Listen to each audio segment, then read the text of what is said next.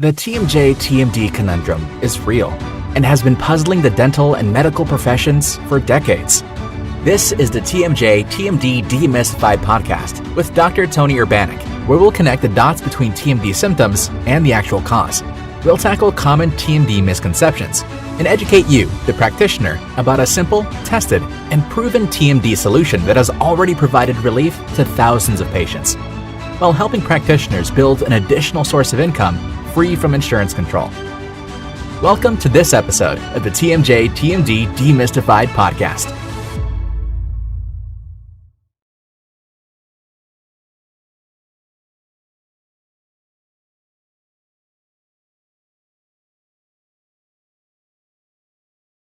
Welcome, TMD warriors. We are gathered here for the next episode of TMD Demystified. I'm Tony Urbanic. I recently read a booklet published by another doctor who claims to be a TMD expert. I certainly will not mention his name of the booklet, but he claims in his lectures and in his bio to be an expert in TMD. Okay. Part of his booklet talks about in verbatim that TMD is a great pretender. TMD, the great pretender. I think that was, may have been one of the titles of a chapter. I have heard that many times before. I just talked about the fact that it was published. It is spoken of frequently. The TMD is a great pretender of other diseases. And we're going to talk about that today. And we're going to dissect that, literally dissect that concept today and give you the truth behind that concept, because that concept is not true. TMD is not the great pretender, and that is the title of this episode. TMD is not the great pretender. Well, what is TMD? Well, on other episodes, I've talked about that thoroughly, what TMD is, how you define it, certainly how you treat it, how you interface with patients about it. But today, we're going to dissect this issue. It's frequently stated out there in dental world. So we're going to unpack the untruth about that. So let's start out with the basics. And excuse me for doing this. Some of you may chuckle a little bit, but if you can't define your terms, how can you argue? It was said, if you argue with me, please define your terms. So let's define pretend, okay? And I won't, this comes from the American Heritage Dictionary of the English Language. And I'm not going to go through all of the definitions, but I'm going to just choose the ones that I think apply here for pretend, that applies to this sentence's concept. So pretend, to represent fictitiously, make believe. So the concept behind this then is that TMD represents fictitiously other diseases. Well, what other diseases? We're going to talk about in a minute. What are the other diseases that TMD pretends to be? Wait for it. Now, there are synonyms, but there are synonyms that go along with pretend in this dictionary, and I wanted to read you this. The synonyms for pretend would include, among others, feign, dissemble, fake, simulate. These all mean to assume falsely an identity, manner, or skill. To assume falsely an identity. So pretend would be the concept behind it, to assume falsely an identity. Well, again, falsely an identity of what? Of some other disease. All right, so to represent fictitiously, to make believe, to represent falsely an identity. In this case, TMD, to falsely represent an identity of another disease. Well, what are those diseases that come to my mind? And some of them may come to yours, but we well have established that TMD has a lot of symptoms that are hard to coordinate. Some of them don't make sense. For example, the best example I can think of off the top of my head, and as I'm studying this even today and getting more and more experience on a weekly basis with patients, I'm learning more and more about what some of these other symptoms might be. And my most recent interest is symptoms that patients complain of, that I know they have TMD because we know the joints hurt, because we know the joints are inflamed. Some of them have profound changes on the X-ray. We know they have TMD, and this subset of patients gives me histories of visual problems or pain behind the eye, which is an investigation direction that I'm taking right now, but I'm not talking about that. I'm just using an example of there are a lot of various symptoms associated with this problem. The most frequent ones are various pains around the head and face and jaw and ears and neck, and it gets wild. But the most obvious one that literally I uncovered independently was arm, hand, finger tingling and numbness. Well, how does that happen? How does that created? By inflammation in the joint? Well, go to the episode and view the episode that covers that. Described thoroughly and completely, anatomically, physiologically, how that occurs, where inflammation in the joint will create arm, hand, finger tingling and numbness, which actually diminishes and goes away when the inflammation in the joint goes away. Getting a little off track, and I really want to spend the time effectively here. So what are those diseases that the establishment in the dental industry, in the dental profession, state or think that TMD is pretending to be? Well, I listed off 5 here. It's pretending to be migraine headaches. It's pretending to be Meniere's disease. It's pretending to be trigeminal neuralgia. I have some comments about that. Pretending to be dental pain, literally tooth pain, and pretending to be ear infections. And each one of those classified diseases, and it would be safe to say that each is a classified disease. Ear infection is a disease. Dental pain is a disease, pulpitis. Trigeminal neuralgia, which simply means pain of the trigeminal nerve, which 3 portions of the trigeminal nerve. So let's just start out with the most obvious, migraine headaches. So it is claimed in the vernacular, dental vernacular, that TMD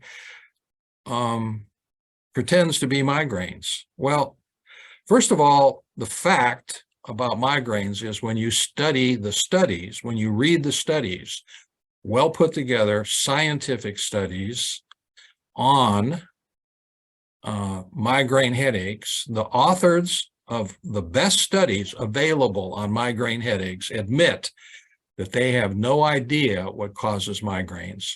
Now, there are theories, there are a lot of theories, but they do not know. They cannot prove, they have no knowledge of actually what causes migraine headaches. Now, I stated before in multiple episodes, multiple places, that we have a long line of patients who present to this practice and other practices who use a device that decreases inflammation within the temporomandibular joint and protocol, that come in with histories of migraine headaches and being treated by the medical establishment for migraine headaches with various types of treatment, most of them pharmacological treatments, pills of various kinds, for their migraine headaches, that once treated for inflammation within the temporomandibular joint, their migraine headaches disappear. What can you deduce from that? Well, the deduction is that a lot of people are misdiagnosed with migraine headaches that actually have TMD. That's my deduction. And it can be studied. It can be studied statistically with enough time and a little money thrown at it. And it can easily be studied. And with enough time and a little money, I think our company is going to sponsor that kind of study. Right now, all I can say is that here in this practice, and if you yourself sees any number of TMD patients in your practice, you will attest that a lot of these people come in with a history of being told that by the medical establishment one way or another that they have migraine headaches. And then if you make the inflammation in the temporomandibular joint diminish enough, then their migraine headaches go away. So did they have migraine headaches? No, they did not have migraine headaches. They had TMD headaches. So is TMD pretending to be a migraine headache, or is migraine headaches frequently misdiagnosed? Well, the answer is migraine headaches are frequently misdiagnosed.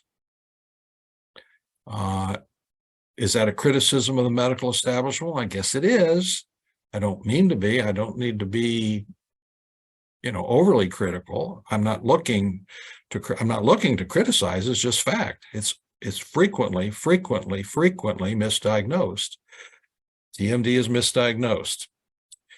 The next up is Meniere's disease. Now, again, I'm pulling this all together in one episode so we can actually see the concepts and make the decisions on really what's true and what's false. So Meniere's disease, by definition, I've studied this thoroughly. By definition, Meniere's disease in the otolaryngology literature, ENT literature, states specifically that it is defined as 3 symptoms. The problem of Meniere's disease, which I'm sure you've heard the name at least, is a combination of 3 symptoms: tinnitus, ringing in the ears; subjective hearing loss, which is the patients claim that they feel like their ears are full of water, or they're in an airplane and can't come down. Different descriptions of the problem, but really what it is subjective hearing loss; and vertigo, dizziness. And the distinction between vertigo and dizziness, there is a distinction. Vertigo is more classified as consistently and ongoing, where dizziness is intermittent. So, but Meniere's disease, by definition, in the ENT world, is tinnitus, subjective hearing loss, and vertigo. Now, the ENT literature, good studies, good doctors, good scientists, good science, will be the first to tell you they have no idea what causes Meniere's disease. When a patient goes into an ENT with one or more of those symptoms, the ENT will listen to the history and do some sometimes sophisticated studies, including very expensive x-rays, and conclude and tell the patient, well, I think you have Meniere's disease. And the patient will look up at the ENT doctor and say, well, what do we do about it? And the ENT will roll his eyes and say, I'm sorry, but we have no solution for Meniere's disease. That is a fact. I've heard that story hundreds of times, that exact story that I just said. So what does that mean? That means that the medical establishment has no solution for Meniere's disease, and its only definition is defining it as its symptoms. But we know and can prove statistically in our study, and we see, I just tell you anecdotally, besides the study that we have hundreds of patients come in because of the volume of TMD patients that we see, and that they come in with a history of Meniere's disease, but when inflammation in the temporomandibular joint is treated to diminish, magically the tinnitus, subjective hearing loss, and vertigo diminish, and most often go away 100%. Now, I do not claim, let me go back a minute, I don't claim that all migraine headaches, all bad headaches, you can call them migraines if you want, or all tinnitus, subjective hearing loss, and vertigo will diminish if you treat inflammation in the joint. I did not say that. What I did say that is a huge percentage. What percentage? I don't know. That will take a study. Good study. I encourage somebody else to do it. However, decreasing inflammation in the joint will cause a huge percentage of patients who have the diagnosis of Meniere's disease for those symptoms to diminish and go away, dissolve. So did the patient actually have Meniere's disease? No, they had TMD. And was TMD pretending to be those symptoms? No, it was TMD, and that Meniere's disease was a misdiagnosis. It's misdiagnosed, and there's a huge amount of that going on. Next up is trigeminal neuralgia. Now, trigeminal neuralgia in the medical community, I hate to break it to my dental colleagues, but it's a catch-all.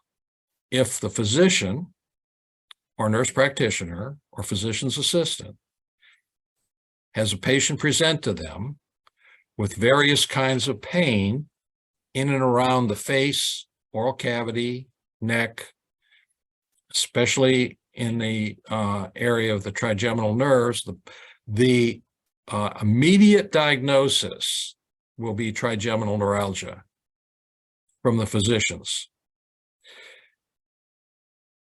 And again, the consensus is, the quote studies are, that no one knows what the origin of trigeminal neuralgia is.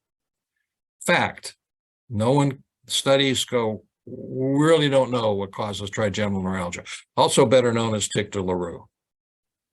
Actually, lesser known as tic de Leroux, I guess, depending on what, how old you are and where you came into the professions, or what area you came through into the professions. But tic de Leroux, trigeminal neuralgia, basically refers to the same problem, which both of them are a catch-all diagnosis when the consulting physician has no idea what's going on and why you're having those pains. Now, we have patients, nowhere near the number of patients that come in with Meniere's disease and migraines, but we have a good number of patients who present with the diagnosis from a physician type of trigeminal neuralgia, tic de Leroux, whose tic de Leroux trigeminal symptoms go away when you decrease inflammation in the joint.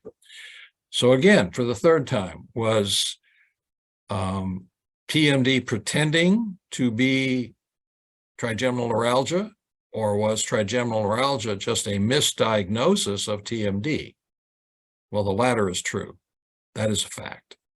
In some cases, in a lot of cases, is there more to trigeminal neuralgia than just inflammation in the temporomandibular joint? I don't know. Is it possible there are other causes for acute pain in and around the head and neck? Absolutely. Do you want to call it trigeminal neuralgia? Not necessarily. But if you can easily diagnose inflammation in the temporomandibular joint by pushing on the joint and finding them tender, which literally cements your diagnosis of inflammation in the joint, cements the diagnosis of TMD, you've made your diagnosis if they have the symptoms. And when you decrease inflammation and that pain that they say is right there, and they point to the tip of the coronoid process, the problem was misdiagnosed.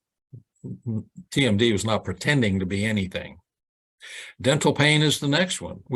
It really upsets me when I see a patient come in and I walk in the room and I glance up at the x-ray on the wall and I see 2 or 3 mandibular molars missing on a perfectly healthy mouth, other than they have 1 or 2, usually unilateral, but can be bilateral, maxillary or mandibular, first and or second molars missing, and the rest of the mouth is pristine. And they're sitting, and I know I'm going to do a consultation about their temporomandibular joint complaints. And what I see not infrequently is the patients have talked some dentist into removing the teeth that the patient claims that is a toothache. And the history, the stories that then I glean from the patient and discussing with them is as follows. They think that it's dental pain. They've been to a dentist or two that says, no, there's nothing wrong with these teeth that you're pointing to. The patient says, well, it hurts right there, or it hurts right there. It's got to be my tooth. And, you have one or two dentists say, I'm sorry, but I can't take out a tooth. I don't see anything wrong with the tooth. And they finally find a dentist who will take out their tooth, and the pain continues.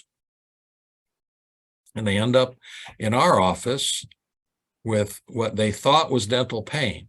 So was that dental pain pretending to be TMD, or was there a misdiagnosis of TMD that actually had a symptom of TMD? Well, it was a misdiagnosis. TMD was not pretending to be anything. And the last one we'll discuss is ear infections. Now, that history is along the same lines as I've talked about, but seems most often originates out of convenient care clinics, walk-in clinics. And it goes something like this. The patient has pain in the ear, and now 70% of patients who have a perceived medical problem will go to a walk-in clinic, not their PCP, because of the convenience. And 70% of the people who go to walk-in clinics, their chief complaint has something to do with symptoms and/or pain around the head and neck. So it's both 70% that go there and 70% who go there have symptoms of head and neck problems. And if that symptom is pain in and around the ear, the nurse practitioner, physician's assistant will look in the ear, and more often than not, literally, again, take a study, what percentage? I don't know, but more often than not say, look in the ear and say, you have an ear infection, here's some antibiotics. So we have a huge and growing number of patients who present to our office with symptoms of TMD, including earache, that have seen 1, 2, 3, possibly more walk-in clinics over a period of time, and eventually end up in an ENT office who are more skilled at diagnosing ear infections and are told that you don't have an ear infection. And now here in Middle Tennessee, more often than not, they are told, we think you probably have a jaw joint problem, TMD, and you need to go see Dr. Urbanic, TMJ Services of Brentwood. And they come in with a history of multiple medical types telling them that they had ear infections, when actually the joints are hot, and when you make the inflammation diminish, the ear infections go away. So did TMD pretend to be ear infections? No. Ear infections were misdiagnosed. So the mantra should be of this episode, TMD is the great misdiagnosis, not the great pretender. TMD is the great misdiagnosis, and that is true. And we're working hard here to educate and enlighten my medical and dental colleagues about proper diagnosis of TMD and how simple it is to do. Whether or not they send those patients here is not the issue. It needs to be stopped and fixed, that a proper diagnosis is made of some of these diseases. And these 5 are not the only, but they're the most prominent. They're the most prominent because we see them all the time here. And I know other practices who learn how to treat this correctly and learn the sequence of events that occurs once you have inflammation in the joint and they understand the problem itself, then naturally they don't misdiagnose it. So I would just like to leave the episode there and encourage my colleagues to quit describing TMD as the great pretender, because it's not pretending to do anything. It is not assuming a false identity. It is an identity of its own. It's TMD. And if it is diagnosed correctly, consistently, then you have the solution to a literally 70-year-old conundrum that has been taken down the glorious path and multiple rabbit holes to nowhere. So we have the solution. It's quite simple. If you'd like to learn how to use, quote, the Urbanic device to unload the temporomandibular joint according to the proper protocol to decrease the inflammation and make all those symptoms go away consistently and permanently, very important to use the protocol, because the device is nothing more than the tool. We've talked about it's not magic. That's a prior episode. It's not magic. It's my intent here is to make it simple, to make it obvious, and certainly not make it magic or difficult. If you'd like to learn more, you can go to our website. We have a new website that is www.urbanictmj.com. www.tmjurbanic.com. We rebranded the practice recently, so we changed our website to that. You can reach me at tony@tmjservices.net, and our Director of Marketing and Education, Dr. Naomi Engelman, at naomi@tmjservices.net for further discussion, further information. I'd love to talk with you. I would love to discuss this with you if you have comments, if you have questions, if you have criticisms. I'll be happy to discuss criticisms. I'll be happy to enlighten you further, because we are here for the solution to this problem. We have the solution. We have to make it broadly known as best possible, and that is my purpose. That is my purpose for today. That's my purpose for doing this to begin with. So for today, I look forward to the next time I can speak with you in a week. I am Tony Urbanic, and this is TMD Demystified.